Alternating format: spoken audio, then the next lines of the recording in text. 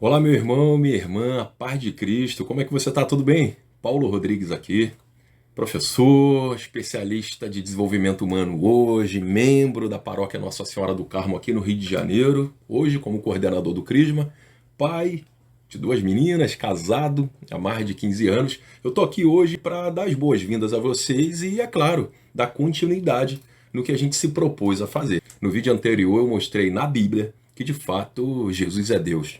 Confere aqui, vídeo número 1. E pode parecer muito óbvio para a gente, né? Provar, mostrar que de fato Jesus é Deus. A gente sabe que isso é muito importante, né? Aquele que não conhece. Uma resposta a um questionamento que foi feito, talvez por um irmão que seja ateu, uma pessoa testemunha de Jeová, ou um irmão ou irmã de outra denominação, uma outra religião, que não conheça o cristianismo, ou até mesmo quem se recusa a crer, que não quer. Tudo bem, eu respeito, e muito.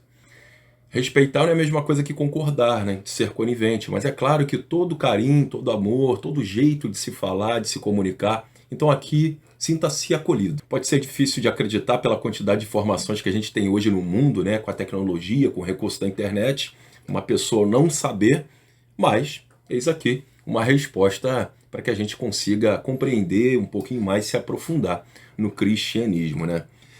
Bom, nesse vídeo eu vou trazer também uma resposta a mais um questionamento que foi feito, né? Dos vários que chegam até a mim, tanto aqui no canal do YouTube, como pessoalmente, através da igreja, em caminhada, em missões que eu realizo junto com meu padrinho, numa missão Ágape que nós temos aqui no Rio de Janeiro, enfim. Mas antes de mais nada, rezemos. O que é muito importante para que a gente consiga se preparar para esse momento que o protagonista seja o nosso Senhor e não a minha interpretação, não a mim, não eu. Enfim, que a gente possa então pedir ao nosso Senhor: inspirai, ó Deus, as nossas ações e ajudai-nos a realizá-las, para que em vós comece e em vós termine tudo o que fizermos. Por Cristo nosso Senhor. Amém. Então, como eu dizia, pessoal, principalmente para os irmãos separados, né, de outras denominações cristãs, nós vimos na Sagrada Escritura as passagens que evidenciam porque Jesus é Deus, porque muitos dizem saber, muitos falam, né, conhecer, porque isso é muito comum ouvir, mas identificar na Sagrada Escritura os versículos, o capítulo, a parte específica que mostra que de fato Jesus é Deus, nessa união hipostática, eu digo que é uma maioria esmagadora, né? Uma maioria, infelizmente, que se atém apenas às partes que se interessam, né? As partes que mais despertam atenção neles, motivado por pessoas, com todo respeito eu digo, porém, aquele livro sagrado, a Bíblia, não é um livro para uma leitura subjetiva, né? Interpretativa, enfim. Como professor de língua portuguesa eu digo isso com toda a sabedoria, com todo o carinho e humildade, por experiência própria. Eu digo que nós vivemos uma pandemia de leitura. Ou seja, pessoas que cada vez mais estão fadadas a vídeos, sem vontade para fazer uma leitura. E quando leem, são leituras breves, como eu disse, né? Portanto, sem a prática da leitura, a interpretação textual, o entendimento fica comprometido, e a comunicação, a capacidade de articular uma ideia, um entendimento fica muito pior. Pois bem, a pergunta que me foi feita, que eu trago aqui e compartilho com vocês, nesse vídeo número 2 é o seguinte: me mostre na Bíblia que a igreja que Jesus fundou é a Igreja Católica. Nós, cristãos católicos, entendemos isso, conhecemos, experimentamos isso, isso é muito bom e muito forte. Normalmente essa pergunta ela surge após vários questionamentos, que são sempre os mesmos, né? Imagem não pode, uma afirmação. Aí uma pergunta: santos no céu? Como? Maria está no céu? E aí a afirmação: Maria não está no céu. Batizar crianças, por quê? Porque padre não pode se casar. Enfim, reticências. São dezenas e dezenas e dezenas. E eu vou trazer para vocês respostas dessas perguntas de maneira muito simples, explicando na Bíblia o porquê da Igreja Católica ser absolutamente toda com base bíblica. Eu não precisava mostrar na Bíblia, porque a igreja precede a Bíblia. Ou seja, nós cremos primeiramente na orientação da Santa Igreja, na tradição, que consta lá nas cartas de São Paulo, a importância, né, de seguirmos a tradição. Mas é claro que por respeito, por atender a pessoas que aqui querem conhecer, querem se aprofundar, querem experimentar mais e querem saber onde se encontra, eu trago para vocês aqui. Vejamos na Bíblia então que a igreja que Jesus criou é a Igreja Católica. Alguns passos. Primeiro passo. Jesus, através de Pedro, no capítulo 16, versículo 18 do livro de São Mateus, Jesus diz: Tu és Pedro, e sobre esta pedra edificarei a minha igreja, a igreja do nosso Senhor. E ele complementa na sequência: as portas do inferno não prevalecerão contra ela. Guardem essa última parte, ela é muito importante. E aí na sequência, né, eu vou conectar então para o segundo passo.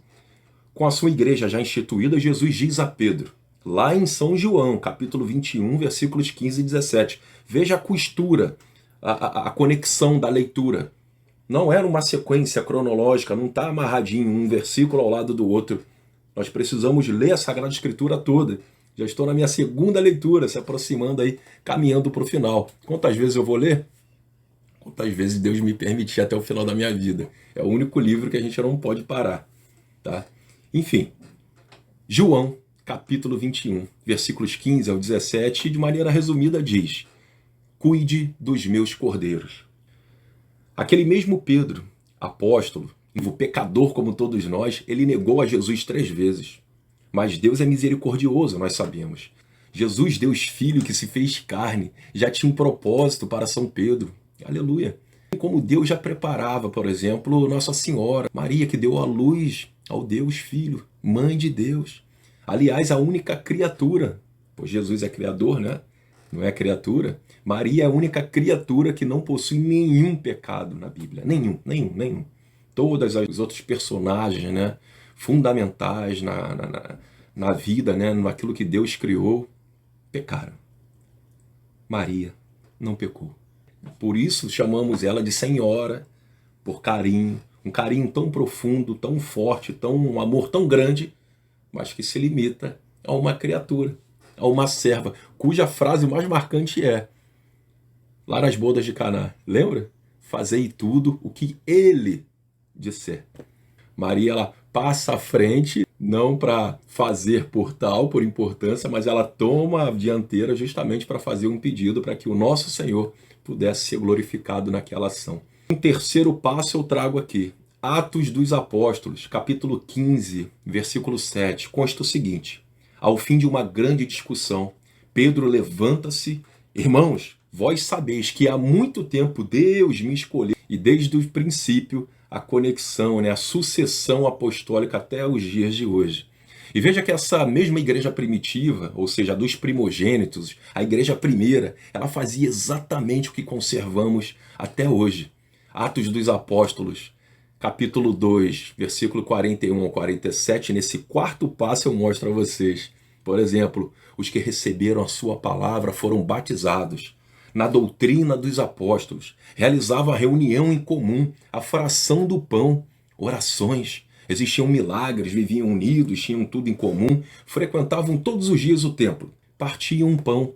Percebam a Eucaristia inserida, é muito viva, é muito óbvia, é muito linda ver a igreja, a mesma igreja daquela época até os dias de hoje. A Igreja Católica é única com 2024 anos. Quem fundou as outras denominações? Se fizermos essa pergunta, nós vamos chegar a uma resposta simples. Um homem ou uma mulher, ou seja, uma pessoa de carne e osso. Quantos anos possui cada uma dessas denominações? Algumas têm séculos, outras alguns anos, outras foram fundadas essa semana, algumas serão fundadas na semana seguinte. Enfim, eu digo isso com muito respeito. Nós cremos na Bíblia e lemos, a missa está pautada na Bíblia, do princípio ao fim. A cada 3 anos, em média, nós visitamos todas as passagens bíblicas. Nós vivemos a Bíblia por completa, do princípio da oração inicial, do acolhimento, até a bênção final do padre. São Paulo vai escrever ao povo de Hebreu na tentativa de manter a fé em Jesus Cristo, para que não voltassem suas práticas antigas. E aí nós vamos ver agora em Hebreus, capítulo 12, versículo 22 ao 23. Mas tendes chegado ao monte Sião, e à cidade do Deus vivo, a Jerusalém celestial, a miríade de anjos, a universal assembleia e igreja dos primogênitos. Guardem, universal assembleia.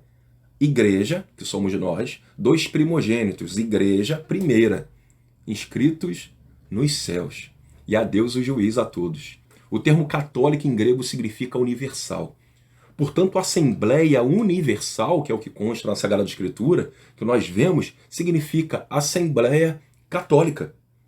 A escrita original das cartas de São Paulo aos Hebreus era em grego. Veremos em vídeos adiante, em mais questionamentos comuns, que eu trarei aqui sobre a Santa Igreja, a Igreja de Cristo. Que a Igreja de Cristo é a mesma. Ela não se perdeu, não se acabou. Até porque seria uma heresia aquilo que Jesus fez e se perder, acabar. Deus não erra. A igreja que Jesus fundou através de Pedro, como nós vimos, é e será, em nome de Jesus, sempre a igreja, a Santa Igreja Católica. Una, santa, apostólica. Ela jamais sumirá. Se foi útil para você esse texto, deixa um like, para que mais e mais pessoas possam ter o acesso a esse vídeo. Comente, fale comigo, pergunte, interaja com o irmão aqui. Compartilhe o vídeo, fique muito à vontade. E até uma próxima oportunidade. Deus abençoe sempre. Aqui estivemos reunidos em nome de um Deus que é Pai, Filho e Espírito Santo. Amém.